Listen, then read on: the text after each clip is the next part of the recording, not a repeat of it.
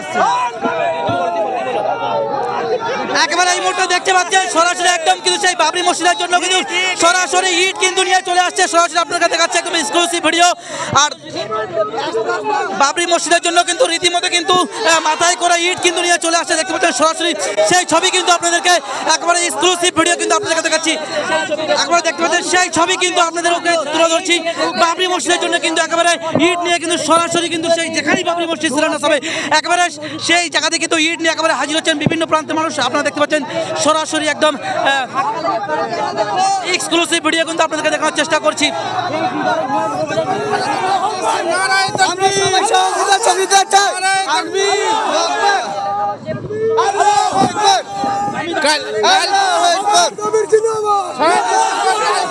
আমাদের এখানে বাবরি মসজিদ হবে, তার জন্য আমরা সবাই সহযোগিতা করব ইনশাআল্লাহ। নারায়ণ তাকবীর। আমরা অনেক কজন আছে, আমরা সবাই বন্ধুরা এসেছে। আমরা এখানটা বেলডাঙ্গারি সব আশপাশের আছে। জানপুর থেকে বাবরির মসজিদ উদ্বোধন করার জন্য বাবরির মসজিদ উদ্বোধন করার জন্য ইনশাআল্লাহ কাল থেকে সবুজ পতাকা উঠবে এবং শ্রমিক ভট্টাচার্য, যিনি নবনির্বাচিত রাজ্যের বিজেপি সভাপতি, তিনি বলেছেন যে এক একটা করে ইট আমরা খুলে নিয়ে আসবো। আমরা ওয়েলকাম জানাই যে আপনি মুর্শিদাবাদে ঢুকে দেখুন, ইটের কাজ পর্যন্ত পৌঁছানো দূরের কথা, তার আগে আপনার টুটি ছবি আমরা আপনার ললি ভেঙে দেবো। পরিষ্কার অন ক্যামেরা বলছি, আবেগের সাথে খেলতে আসবেন না। আপনার যেমন রাম মন্দির করার রাইট আছে, আমার বাবরি মসজিদ করার রাইট আছে। হুমায়ুন ভাইয়ের সঙ্গে আমি কোন দল করি, কোন দল থেকে বিলং করি দেখার প্রয়োজন নেই। বর্তমানে আমি একজন মুসলিম এবং বাবরি মসজিদ হিতাকাঙ্ক্ষী হিসেবে বলছি, সর্বোপরি জান থাকা পর্যন্ত হুমায়ুন কবিরের সঙ্গে পাশে দাঁড়িয়ে আছি। এটা আমাদের শেষ কথা। তাহলে বাবরি মসজিদ হবে। আল্লাহু আকবার, আল্লাহু আকবার।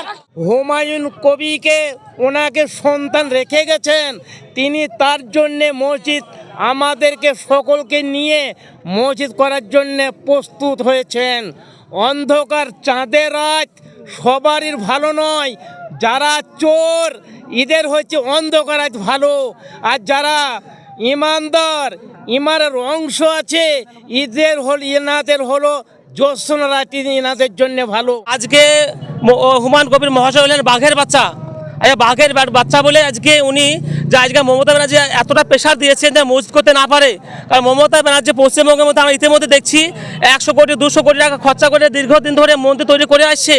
আবার ঘোষণা করলেন বহরমপুরে এসে কি আগামীতে আরও 125 বিঘা জমির ওপরে একটা মন্দির তৈরি করবে।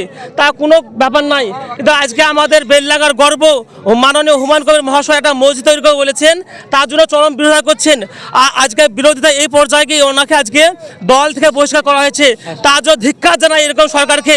আজকে তৃণমূল সরকার বলে দিতে চাই, আজ গতকালকে রাত্রি থেকে বলে দিচ্ছি, আজ ওই পশ্চিমবঙ্গে থেকে তৃণমূলের উল্টা গন্তি শুরু হয়ে গেছে।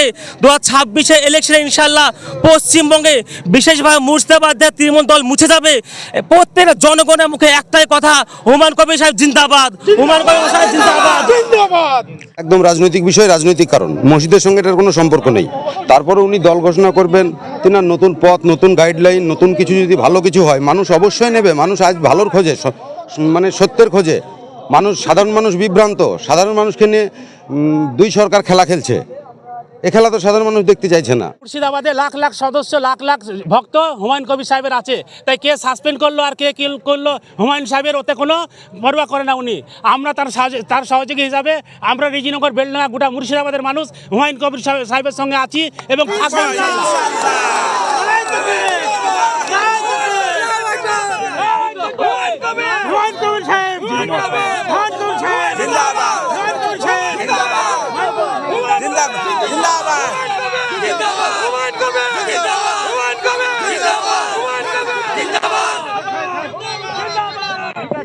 আপনারা জানেন বাবরি মসজিদ ধ্বংস করেছিল আরএসএস এবং বিজেপিরা।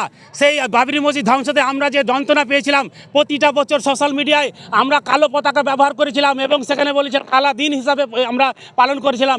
ইনশাল্লাহ কাল থেকে সবুজ পতাকা উঠবে এবং বাবরি মসজিদ হবেন।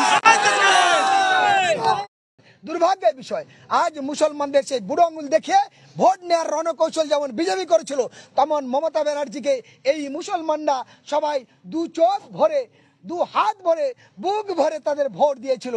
অপদার্থ মুখ্যমন্ত্রী তিনি বাংলার মুসলমানদের সঙ্গে রীতিমতো চিটিংবাজি করেছে। আপনারা জানেন কদিন আগে বলেছিল ওয়াকফ নিয়ে আন্দোলন করা যাবে না, যদি করেন আমার থেকে বড় শত্রু কেউ হবে না। কেন বলেছিলেন জানেন? কারণ ৭৪,০০০ একর ওয়াকফ সম্পত্তি এই তৃণমূলের দালালগুলো সব বিচ্ছিন্ন করে রেখেছিল।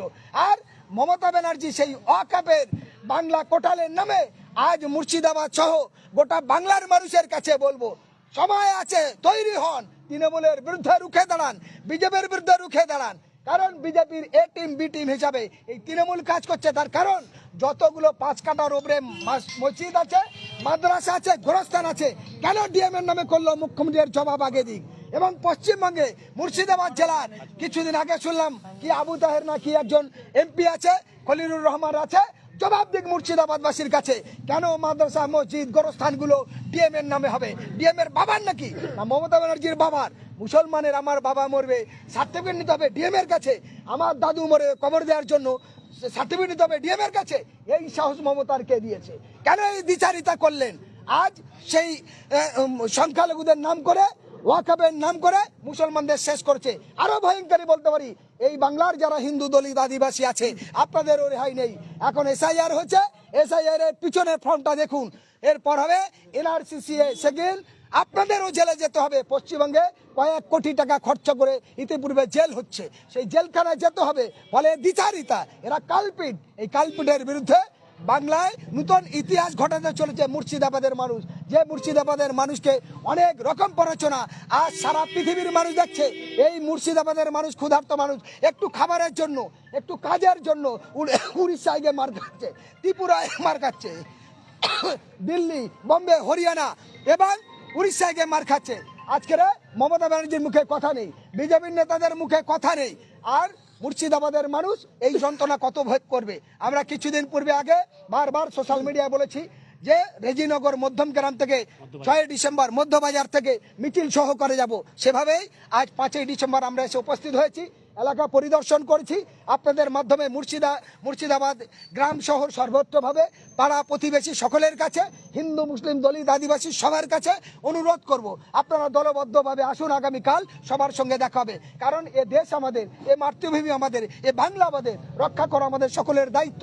কারণ আমরা হিন্দু মুসলমান দলিত আদিবাসী একসঙ্গে ট্রেনে যাই, একই বাজারে বাজার করি, একই স্কুলে আমাদের পরিবারের ছেলেমেয়েরা পড়ে। আমাদের সেই সুন্দর সম্প্রীতি নষ্ট করছে যে, তার নাম নরেন্দ্র মোদী। সুন্দর সম্প্রীতি যে নষ্ট করছে তার নাম মমতা ব্যানার্জি। কারণ মমতা ব্যানার্জি যেমন কেন্দ্রে যেমন বিজেপি সরকার মসজিদ ভেঙে জয় শ্রীরামের নামে, গরুর গোশ খাওয়ার নামে পিটাচ্ছে, মমতা ব্যানার্জি তেমন জগন্নাথ মন্দির আরো অন্যান্য মন্দির প্রসাদ বিতরণ করে হিন্দু মুসলমান ডিভাইডেড করছে।